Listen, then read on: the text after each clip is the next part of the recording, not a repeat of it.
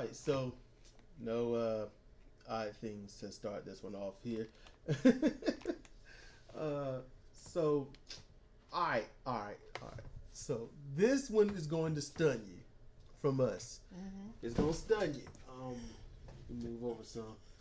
We gotta get there. Let's start off with Bad Luck Fale versus Zack Sabre Jr. And so when this match started, I was like, either Bad Luck Fale is gonna get tapped out, or Zack Sabre gonna get dropped on his head, and I was wrong. Yeah, she was wrong, and I was like, my thoughts were, look, Fale's too damn big. Sabre is a little skinny dude, and I was like, look, Cedra, if this was a shoot fight, a straight up real fight, this would actually be in Sabre Jr.'s in his favor, because it don't take much to apply a submission hold to a big dude, tap him out, match over. Now I ain't saying a fight to the finish, Now that would be 50-50 depending upon who can get a hold of what. Someone like Fale just get one good shot in or a half-ass shot, and Sabre, he would be, dazed. Mm-hmm. And then after that, he's done. Yeah. You can't get dazed when there's a big dude wailing on you. Dazed is not an area nope. you need to live in. But then again, Sabre, let's say, real fight, if he get around and and it don't take much, slide in easy with a drop toe hold, taking him out, not at the ankle, but the back of the leg, the knee pit. Mm-hmm. Drop him down, sneak around real easy because you're already locked in. Put an ankle lock, break his ankle. You done took away like 90% of all his fight. Oh, yeah, he ain't gonna get up out of that. Yeah, and then after that, what you do, you can just work on him systematically and break shoulder, elbow, hands, fingers. Don't matter. He's yours. So it just depends, But that's real fighting. Mm-hmm. That's just a way of seeing it. Who knows how it's going to? Because a real fight, people act different. Yeah. Even different from how they talk trash all day. They go up and be like, yeah, man, I'll knock his block off. You go out there and then kind of keep backing up, running away. That's the things that usually happen. But so Zach knew what he was going to do. Oh, Zach, he came out there cockier than usual, and that's saying a lot for him because he's cocky. He's dicky. he's roostery. Yes, he was strutting out there, and because he had his game plan, and it worked. He got him out there. They got him to the. You know what? And honestly, it was Fale that drug him up there. Yeah. But I thought it was dumb. They did it. They got up there, and I'm like, what y'all gonna do? And they were both all jacked up, and then. Okay, she's let me know I misspelled Osprey. Y'all probably saw that. I don't give a shit. All I gotta do is just go in here and just go correct it. Where's the damn thing? Last line on the right. Okay, okay. There we go. All right. That better? Yes. All right, girl. We gotta get correct now. Can't let it be all. I be misspelling stuff. I don't know. Maybe I'm a little dyslexic. Who knows? In any case, yeah, he ran down and, it took the referee damn near 5 minutes to start counting anyway. Mm-hmm. But then, Sabre Jr. come running down and he hurdled the damn railing. I was like, oh shit, he jumped over there. Little ass folks can do that. Yeah. He got his ass over there. And I was like, he's trying to win. I was like, but that's. And I thought, wait, he's on 16. And I was like, Fale going to just lumber himself down there. He just got, it was like 19, wait a count, then 20. Fale still kind of had a little time, but he had to get over shit. Mm-hmm. He got over the railing. That took all that right there. Mm-hmm. So, yeah, Zack Sabre Jr., roosters in, and he wins via count out, which is good. Yeah. It's actually good to see a very varying kind of wins, And it's smart on his part because he didn't get beat to shit. Which, in a sense, I would have enjoyed it. Yeah. And also, the crowd was cheering for Sabre because Bullet Club was out healing him. They were. Chase Owens got him down and was grinding that foot into that messed up neck of his. Yep. You can thank Naito for that. Yep. I just had to. I thought about the rooster. That's in homage to a rooster from next door. That's ailing. He's got a broken leg. Yeah, one of the neighbors broke his leg because they're dicks. You know, me and that rooster had times, man. We had times. You know. Then no. So see, I know somebody out there's like they're gonna fry it up and eat it. No. He's convalescing and now he can hop around a little bit. Look, we are in the city. There's nobody in this house that's gonna kill a chicken, pluck it, de-blood it, get the organs out and eat it. That ain't happening. No. That ain't happening. The chicken is safe. Yep. So okay, Sabre Jr. goes over. Bad luck, Fale. You know, and after the win, you know, he looked upset. He just walked to the bat like he didn't care. You know, but I read, you know what? But it protects Fale. You know, because there's no way he's gonna get the Michinoku Driver 2 on to Fale. And honestly, it would make Fale look real weak if he did put him in one of them long-term submissions and tap him out. You know, even that calf slicer stretch muffler combination that he calls orienteering napalm with death. So okay, Junior wins. It made sense. It was good. Count out something new, something different. Crowd popped for it. And so did Zach. Normally Zach wins. He's like, yeah, you know, I won. No, this was like, yes, he didn't get it and kill me. You know, it was different. So next is Tanahashi Hiroshi versus Lance Archer. And I'm going to tell you this, that match, you know, it's a 3-star match. It was good. I enjoyed it. It was damn good. You know, now Tanahashi didn't show up. Lance Archer didn't show up. Tanahashi was trying to survive. Yes. He came in and jumped Archer. He still had his old stiff-ass jacket on. And Lance Archer's like, how can I mess with you? Mm-hmm. Now, I'm going to be honest with you. Me and Cedric agreed on one thing. When Lance Archer put that high-angle choke slam on him, I was like, he shouldn't even get up. He shouldn't have got up. And then when he did that thing from the corner. Yeah. He did that pop-up and weird rounding body press. Mm-hmm. You know, it was very fluid and unexpected for his big ass. Yes, I'm like, damn, Archer, all right. Archer he keeps impressing me. And he had the crowd. The crowd was cheering for him again. He's shut up. It's like y'all a jerk. Just like in Australia. Oh, hey, Osprey. Oh, hey, Osprey. He's like, he looks at the crowd. Boo. I'm like, y'all are dicks. Y'all are dicks. I love it. Oh, man. Oh, man. Okay, so, Tanahashi, he goes over. Archer, you know, he goes home. Yeah. for that time being. And it was all right, you know. Mm-hmm. It was a good win. Made sense. It was cool, you know.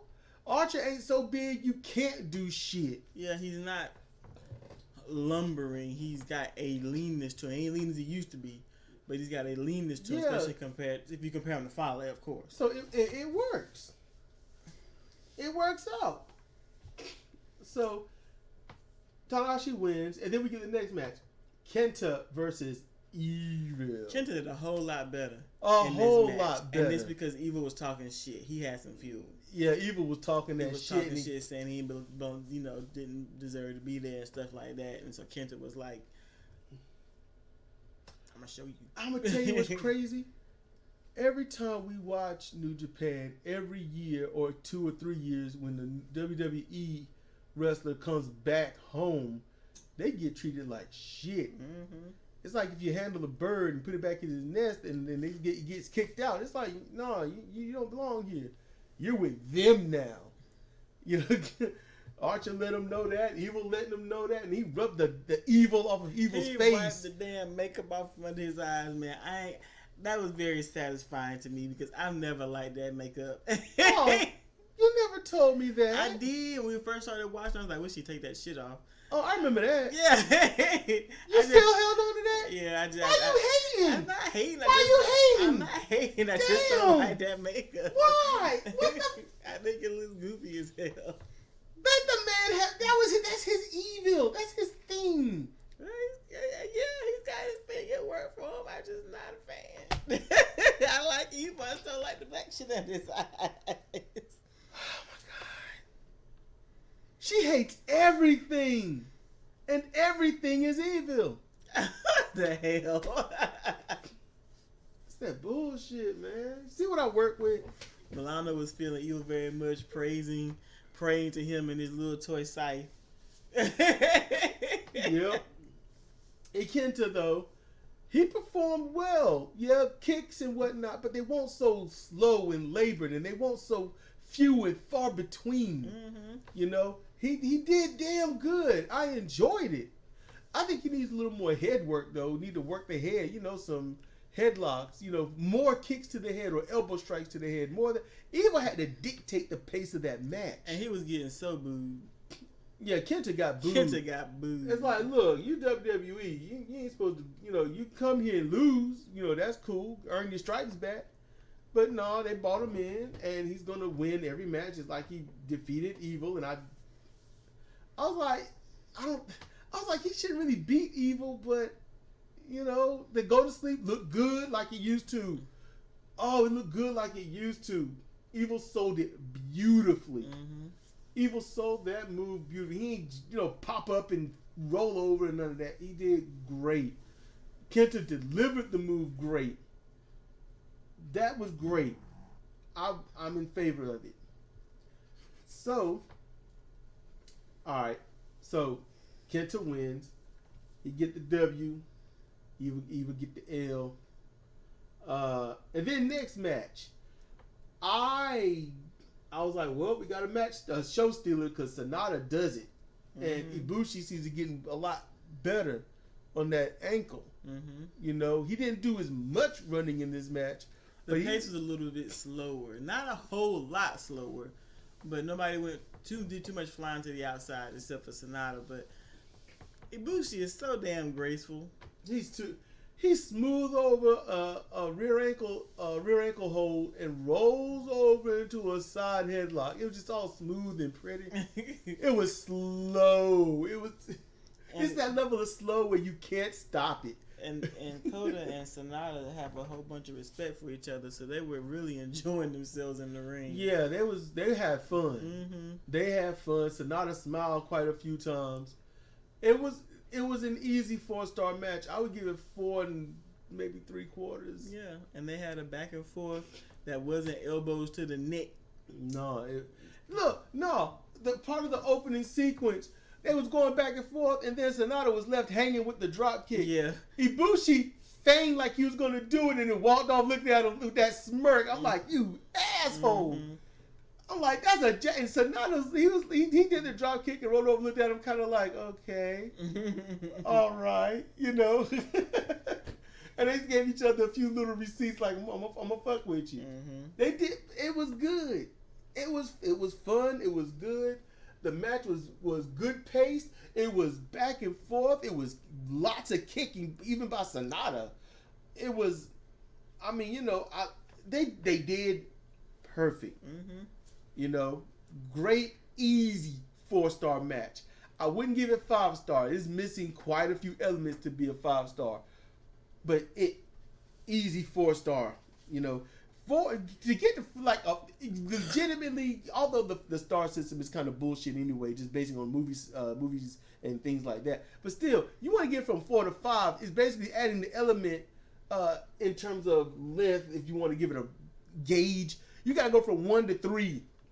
It's high. Mm-hmm. 4 to 5 is a lot of shit. You know, it's easy to get to the 4-star part of the match, but getting to that 4 to the 5, that's difficult. And when you give Meltzer ratings of 7 and 8 and stuff like that, even back in 30 years ago when you do it, it cheapens it. Yeah, it's just fun and whatnot, but if you want someone to take the shit serious, you got to have a straight up gauge, you know? Mm-hmm. And it's far from it. So then, you know, with the match, okay, Ibushi goes over, you know, he wins with the double wrist clutch knee bomb, Kamigoye. It was a weak looking one, but it was one nonetheless. Yeah. You know, Sonata did it to him, you know.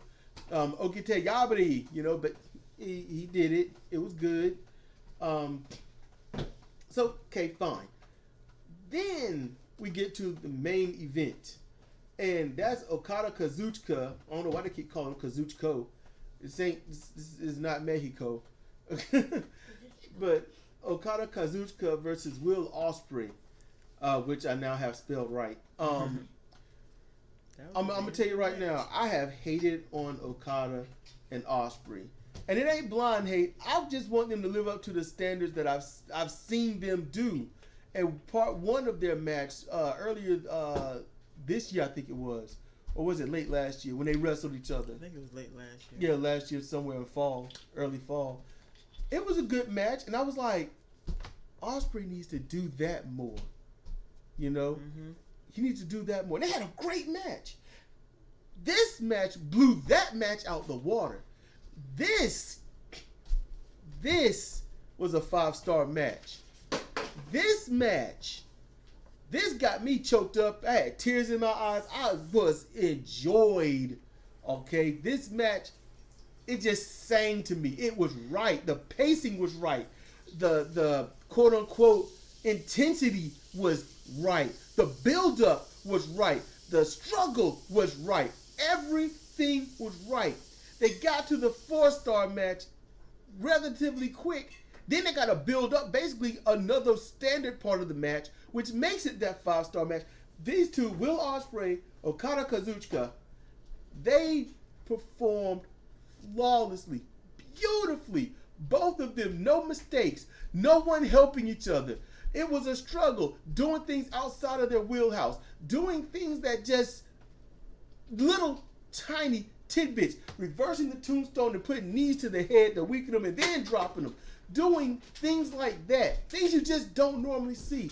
Performing their moves like they give a shit. That is what was needed, and they finally did it. This match made me like these two a little bit more than I usually do. Okada needs to wrestle like this all the time. Yes. This is the way a champion should wrestle. He should wrestle like this all the time, not like he's just going through the paces. Now, I can see during tag matches. Oh, yeah, okay, or fine. But opening or mid-card match. But if you have a big match. He's the flagship of the damn company. He needs to wrestle like this every big match. He needs to. He put a forearm to Ospreay and knocked his ass down. And what's funny is I could look and tell Ospreay didn't throw himself down. That was some force. Mm-hmm. That was some force. And even if Ospreay did throw himself down, he made it look like it was the force of the elbow. That's the magic of wrestling. He had a through an elbow like he was a damn heavyweight. Yes. And Ospreay laid a chop on Okada that dropped him to his knees and kept him there for about a minute. I was looking down playing a game on my phone. It sounded like a shotgun went off in the distance. I'm like, what the world? And Okada just holding himself. And the CG rewound and I'm like, oh snap! It's one of them chops so epic. You can't even be like, oh, there's a receipt for that. No, you just gotta deal with it. That's a thing that happened, and you're gonna go home remembering it. And Okada just had to lay there. He just had to curl up, rest. He was like, "I'm gonna give you some time, man. Mm-hmm. I'm gonna give you some time." This match is the type of match, and I said it when this match was getting started. I said, "Wait, this is the champions of each major division." This should have been the last match in the series. I'd give a damn who's in the lead. This should have been the last match. You have champion versus champion. Both of them got to do well. I think it's better for it to be where it is because neither one of them is too beat up. By the end, they might be so beaten up that they might not have been able to do this. And you know what? You're right. See, my mind is going on the thought of,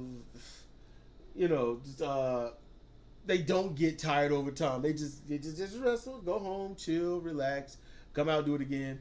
No, and I know better, everybody. I know better. You go out, you wrestle your heart out, you go home. It takes about 3 or 4 days to actually start to recover from a heavy wrestling match where shit happens. So they don't get rest. Mm-mm. Even 2 days rest, that's not rest. Mm-mm. And then they got to do tag teams in between. So they don't chill. They're tired. They're going to be drained. You know, they're gonna do breaks here and there, but then they're gonna give them like 5 and 7 days straight and stuff. I really wish Will Ospreay would wrestle like this more often. Actually, all his matches should be roughly like this, to lesser and maybe more degrees. It was very balanced. He was balanced. Was very balanced. He won't flippy floppy. He used his flippy floppy for the most epic parts of the match. Those higher moments, like the rebound off the fence into the capture ace crusher, or the Oz cutters they call it. He did that. Okada eventually, he just slowly got in the ring, and then that long distance swan dive drop kick, he landed on him. He didn't give him time to rest. He said, no, I got to get the win. That is when it started picking up in that 4-star to build. After that, all of that afterwards is what it takes to make it into a 5-star. Because you done worked your ass off to get to the 4-star. Now you got to show that heart, that determination, that will to win. That's what he did right. I am gushing over this. This is golden review. This is glowing like a motherfucker. Because this right here is what I love. I love this shit. Man, this makes me want to see day 8. This makes me want to see Okada again. This makes me want to even see Will again. He ain't got to perform at this level, but he has to perform this way, this style. You know? That's what he's got to do. All his Oz cutters made sense. There was no 5 seconds of waiting. There wasn't no, I'm looking at you, now I'm going to wait for you to do it. No, it was like Okada didn't have a leg to stand on. I love this. And then that return Western Lariat. It won't epic like when we first saw it, but it was really good. Just as strong as that rolling Lariat he does. That's all. He does it this way? Minimum. This is the minimum. This is the minimum he should do that Lariat. Anything less is that punk ass shoulder knockdown crap he does that I can't stand. Deliver your shit like you care. Deliver it like you want, when you get older, to look back and say, I'm not embarrassed by you. That's what you do. It's a performance, yes. So fucking perform. And they did this night, this day, this evening, this card, this match. This was beautiful. And I'm happy to have seen it. I recommend this to anybody. Ospreay, Okada 1 and 2, worthwhile watches. That's what I'm saying. What about you? You got anything else, girl? Nah, we covered everything. All right. So we're going to get out of here, play some Minecraft, and then at some point I will shower. And I will sleep. And then Sunday I got commentary. Quote unquote Missouri. Humble Talent Wrestling. John Newby is the host and commentator. I'll be joining him with commentary. Hopefully I can take my ass to sleep. Won't be up all night jacked up. So that's what I'm going to be doing. So this is Cedric Kennedy for CR Fire Pro, CR Wrestling Commentary, and Cedro Owens for host and reader of The Wicked Orchard. Thank you for listening.